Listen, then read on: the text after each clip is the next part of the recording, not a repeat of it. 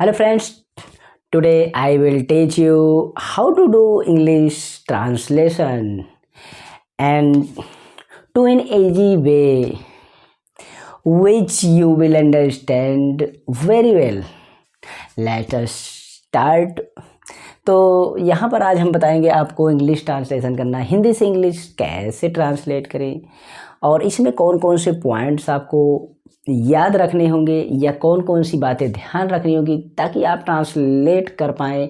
अगर आप class 9th में हो या 10th में हो तो आपको इंग्लिश नहीं करना आता है ट्रांसलेशन, तो इजी वे में सीख सकते हो। वैसे भी मेरी इसी चैनल पर आपको प्लेलिस्ट मिलेगी, जैसे कि मैंने यहाँ पर पैराग्राफ्स मैंने लिख दिया है पैसेज को, उस पैराग्राफ्स को मैंने बहुत ही इजी तरीके से ट्रिकी वे में थोड़ा सा, जैसे किसी को कुछ आता नहीं है ना तो वो ट्रांसलेट कर लेगा। मैंने इसके पहले वीडियोज़ को बनाया है, अगर आप नहीं देखे हैं ना तो उसको देख सकते हैं और बहुत अच्छा उस पर रिस्पॉन्स भी बच्चों का मिला है, उस पर बहुत अच्छे कमेंट भी मिले हैं कि सर बहुत अच्छा आपने बताया है। इस तरीके से हम ट्रांसलेट को, थोड़ा मिस्टेक तो होगा लेकिन अगर नहीं आ रहा है तो काफ़ी हद तक सही हो जाएगा, जिस पर एग्जामिनर जो है को मार्क दे देगा, क्योंकि आप छोड़ने से भला नहीं, छोड़ने की जगह आप कुछ कर देंगे तो मार्क आपको मिल जाएगा। उस तरीके से आप उसमें सीख, लेकिन अब ही आप स्टार्ट जब कर दिए हैं तो आप हमारे इस सीरीज में रहिए, मतलब इस चैनल पर रहिए। आपको हम एक एक करके धीरे धीरे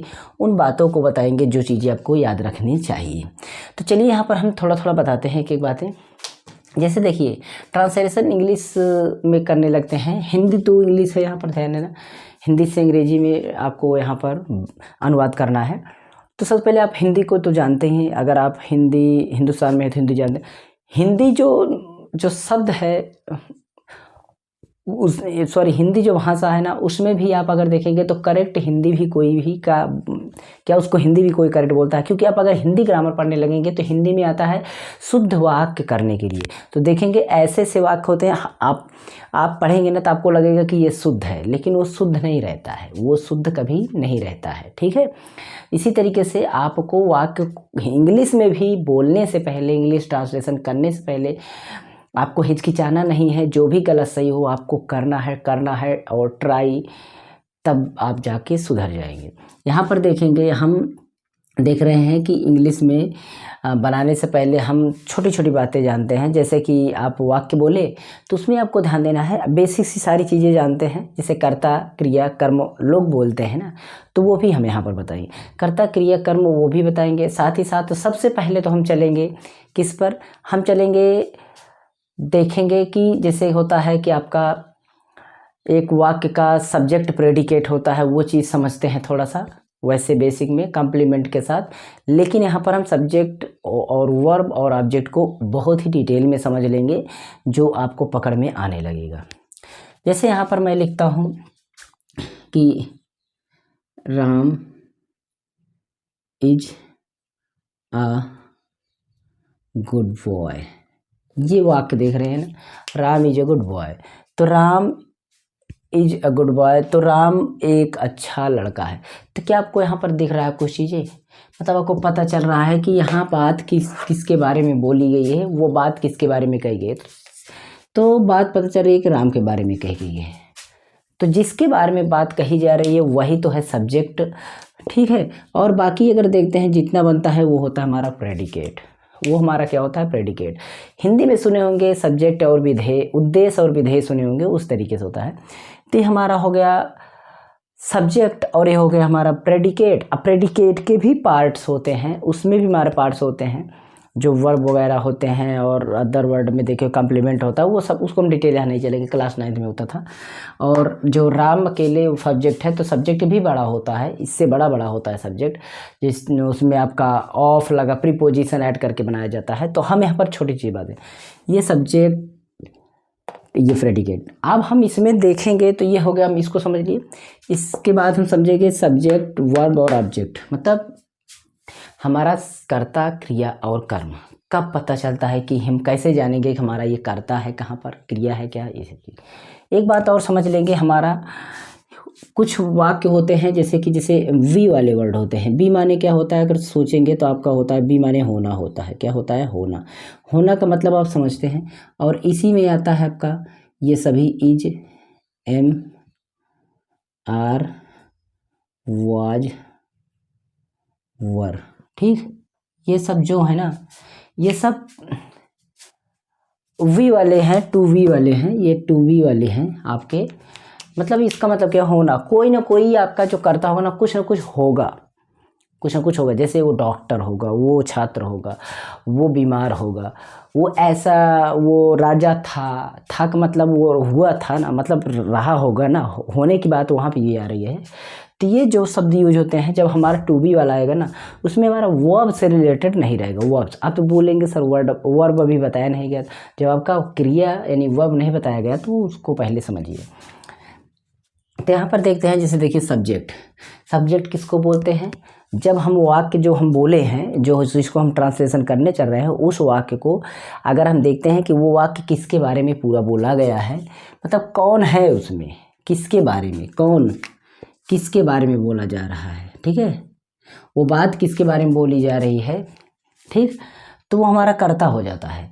और वो बात जो बोली जा रही है, वो बात जो है उस कर्ता से क्या हो रहा है, मतलब अगर आपने कर्ता पहचान लिया तो कर्ता से क्या हो रहा है, यानी कर्ता से कोई चीज़ कैसे हो रही है, कैसे कर्ता को या कर रहा है, वो चीज़ हमारी क्रिया हो जाएगी। और कैसे या क्या, ये सब करने के बाद वो आखिर किस पर हो रहा है और क्यों कंडीशन बोला जा रहा है, तो आपका कर्म हो जाएगा।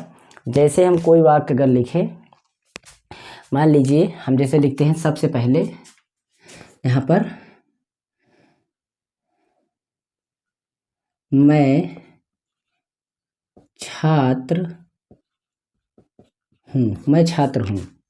अब इसमें देखिए मैं छात्र हूँ, तो बात किस पर बोली जा रही है, तो मैं पर। मैं का हिंदी, ओ सॉरी इंग्लिश आई। हाँ, उसके पहले यहाँ पर कुछ चीज़ें मैंने लिखा है, इसको आप देख लीजिएगा अगर समझाना चाहूँ तो। सब्जेक्ट, ये सब सब्जेक्ट होते हैं, ही सी इट, ठीक। उसके बाद होता है आई, वी, यू और दे, ये होते हैं। ये आपका सेकंड होता है, सॉरी सेकंड कह रहे हैं, ये आपका प्लूरल होता है, ये आपका सिंगुलर होता है,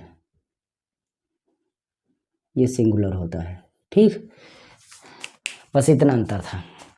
मतलब सब्जेक्ट दो प्रकार, एक वचन और बहुवचन। एक वचन मतलब उसमें हो जाता है किसी का नाम, या ही सी इट, ये सब एक वचन हो जाते हैं।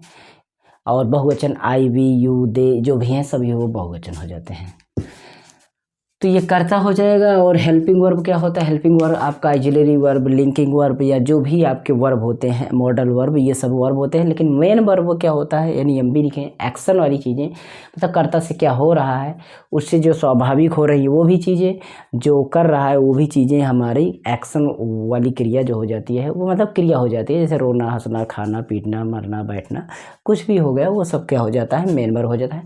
मॉडल वर्ब क्या होते हैं, जो आपका कैन, कुड, मे, माइट, ये सब होते हैं, और शुड होता है। ऑब्जेक्ट क्या होता है? ऑब्जेक्ट इन सब की क्रिया का जो जिस पर प्रभाव पड़ता है, जो उससे होता है, वो हमारा ऑब्जेक्ट होता है। और ऑब्जेक्ट के बाद हमारा अदर वर्ड भी होता है, कुछ एक्स्ट्रा वर्ड हमारे ऐड किए रहते हैं, वो सब हमारे अदर वर्ड होते हैं। अगर क्रिया का प्रभाव डायरेक्ट पड़ रहा है ऑब्जेक्ट मतलब किसी पर, तो वो ऑब्जेक्ट होता है। अगर उसका प्रभाव उस पर नहीं पड़ रहा है, फिर भी कोई शब्द जोड़ा गया हो, हमारा होता है अदर वर्ड। ये चीज़ें हो गई। कॉम्प्लीमेंट सेम वही। और उसके बाद प्रीपोजिशन, प्रीपोजिशन किसी सब्जेक्ट का हम किसी दूसरे सब्जेक्ट से, किसी दूसरे अदर वर्ड से हम अगर उसको रिलेट करते हैं ना, तो उसके रिलेट करने के लिए, उसका स्थान बताने के लिए, उसका पोजीशन बताने के लिए, आखिर वो कहाँ पर है, कैसे है, क्यों है, क्या है, मतलब कुछ कंडीशन, उसका पोजीशन बताने के लिए जो हम शब्द यूज करते हैं वो प्रीपोजिशन होता है। उसके बाद हमारा टेंस होता है। टेंस क्या होता है? इसको हम सारी बातों को देखते हैं कि आखिर वो किस काल में है। टेंस का मतलब काल, कौन से काल में, अभी है कि पहले हुई थी, आगे होने वाली है, उसका हम आभास करते हैं जब, तो हो जाता है टेंस। टेंस में हम मेन वर्ब के हिसाब से चलते हैं, मेन वर्ब की कंडीशन बदलती रहती है।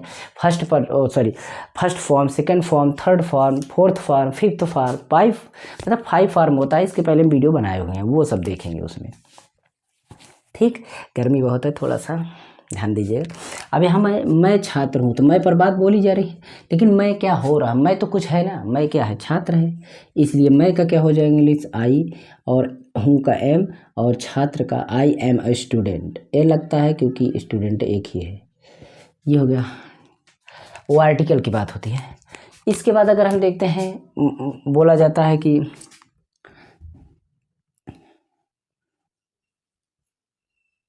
वह गरीब था, वह गरीब था।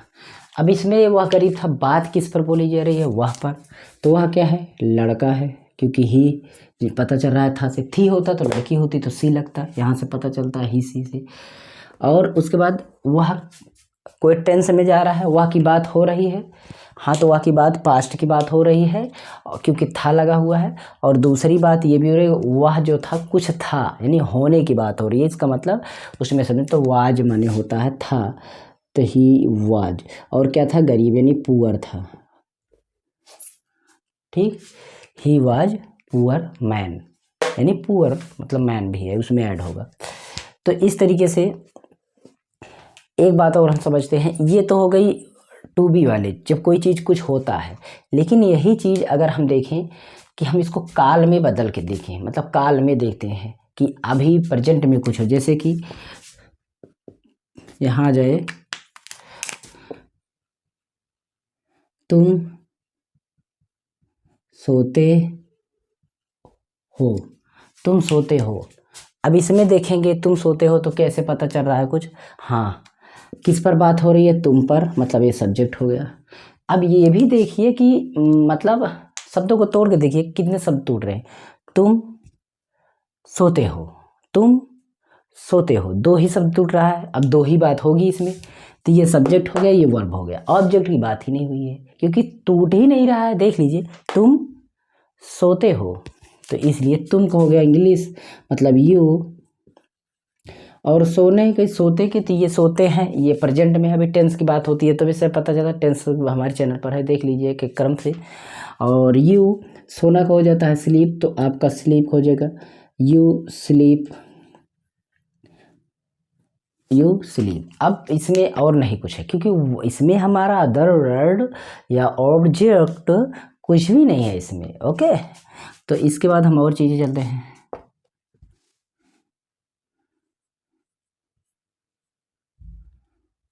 वह तुम्हारी गाय है, वह तुम्हारी गाय है। इस वर्ड को देखिए क्या पता चल रहा है, पता ये चल रहा है कि वह पर पूरी बात बोली जा रही है। थोड़ा तिरछा लिखा रहा है, बोर्ड नीचे हो गया है, तुम्हारी गाय है, तो पहले बात किस पे बोली जा रही है, वह, मतलब वह की बात हो रही। वह क्या है, कोई चीज़ को हम सूचित कर रहे हैं, इंडिकेट कर रहे हैं। जब कोई चीज़ को हम इंडिकेट कर रहे हैं, आप उसको डिमोन्स्ट्रेटिव प्रोनाउन जो होता है उस पर हम मतलब किसी चीज़ को इशारा कर रहे हैं, तो वो हमारा होता है यह और वह, दो रूप में, ये और वे, तो वो होता है this that and this those. तो इस तरीके से ये दैट हो जाएगा, ये दैट हो गया। दैट, उसके बाद वह है ना, वह क्या है, दैट इज क्या, तुम्हारी गाय, तुम्हारी का मतलब your cow, that is your cow. ये भी एक अलग तरीका हो जाता है, मतलब अलग टेंस क्या, ये अलग तरीके के टेंस से टेंस के यहाँ पर लिखते हैं। जैसे भी बोला जाए, हम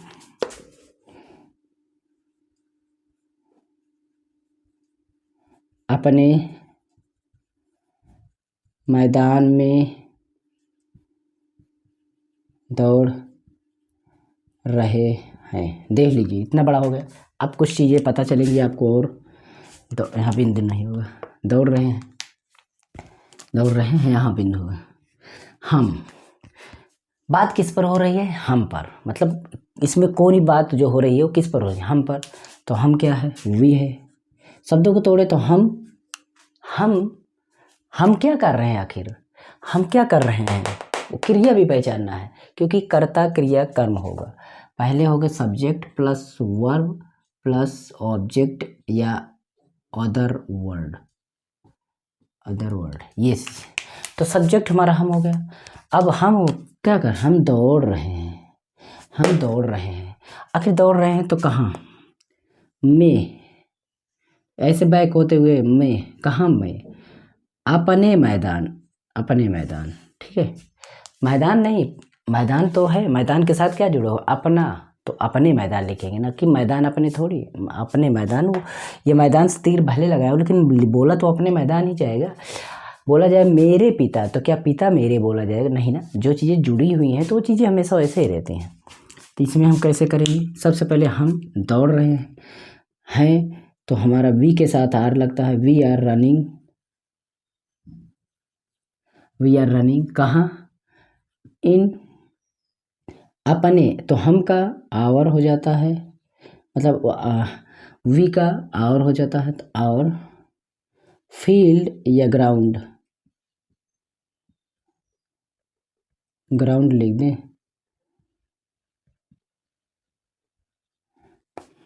और ग्राउंड।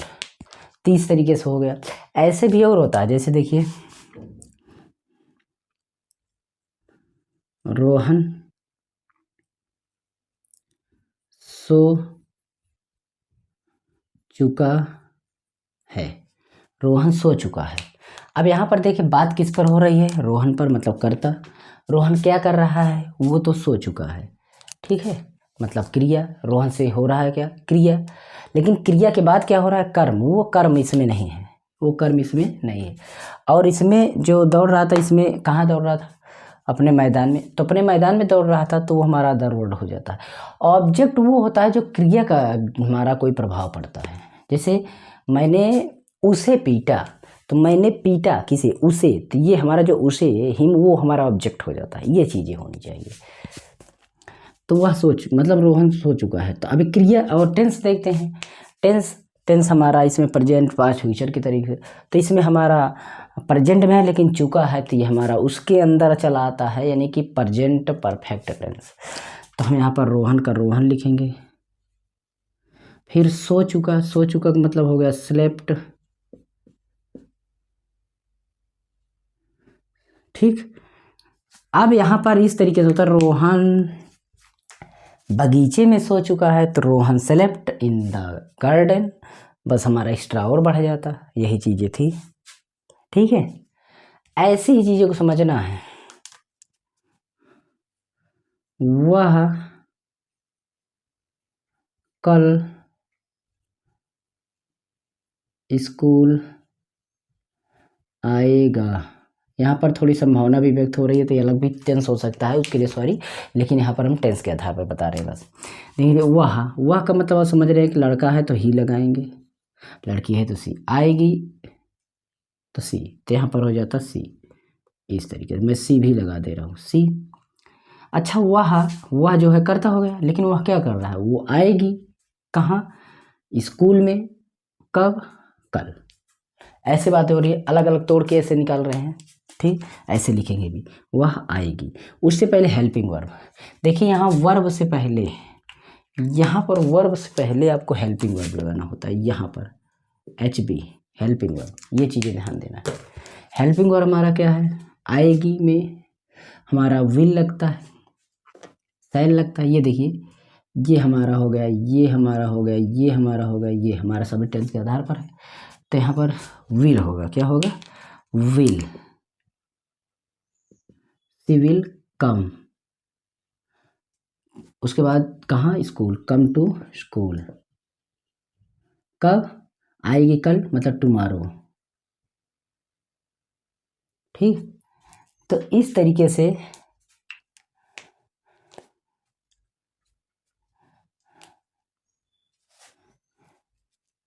हमारा हुआ। और भी इसमें है, तो हमें देखिए क्या क्या चीज़ें समझना है पहले ट्रांसलेशन करने से पहले। देखिए सबसे पहले आपको उसके फर्स्ट नंबर आप वाक्य पढ़ें, वाक्य पढ़ें, भाव समझें, भाव समझें कौन चीज़ें क्या कहाँ है। दूसरा यस बी ओ, पहचाने, सब्जेक्ट वर्ब पहचाने, ये हो गया। तीसरा टेंस समझे,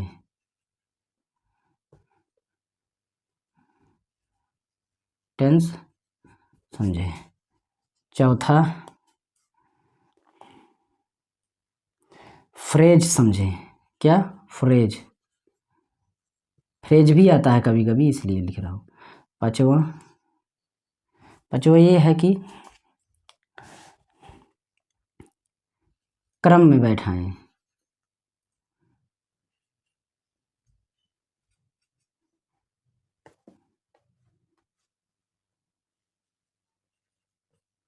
क्रम में रखें, ये हो गया। उसे क्रम में रखिए। ये इतने स्टेप आपको पता होनी चाहिए। अगर ये सारे step if you can follow this step you able to translate this type sentence. अगर आप इस तरीके से रूल को फॉलो करेंगे तो आप इस सब ट्रांसलेशन को करने की समर्थ हो जाएंगे, योग्य हो जाएंगे। यानी you can translate very difficult sentences. तो देखिए दिक्कत आपको नहीं होगी, फिर भी आप ट्राई करिएगा, क्योंकि जानते हैं कि ट्राई करने से हर एक चीज़ें आने लगती हैं। गर्मी बहुत तेज़ है इसलिए मैं ज़्यादा इसमें डिस्कशन नहीं करूँगा। तो सेकंड पार्ट लेकर आऊँगा, उसमें सारी चीज़ें और भी चीज़ें बताऊँगा। बस आपको थोड़ा सा इसमें हेल्प करना है, कमेंट करना है कि सर अभी और एक्सप्लेन करिए, कुछ चीज़ें और बताइए। तब अभी हम इसमें और एक्सप्लेन करेंगे। तो थोड़ा सा बेसिक था, कैसे कैसे चीज़ों को समझेंगे। ओके, मिलेंगे नेक्स्ट वीडियो में। तब तक के लिए हमारे चैनल पर बने रहिए, लगे रहिए और डटे रहिए। मिलते हैं अगली वीडियो में, तब तक के लिए Jai Hind, good bye, take care, see you.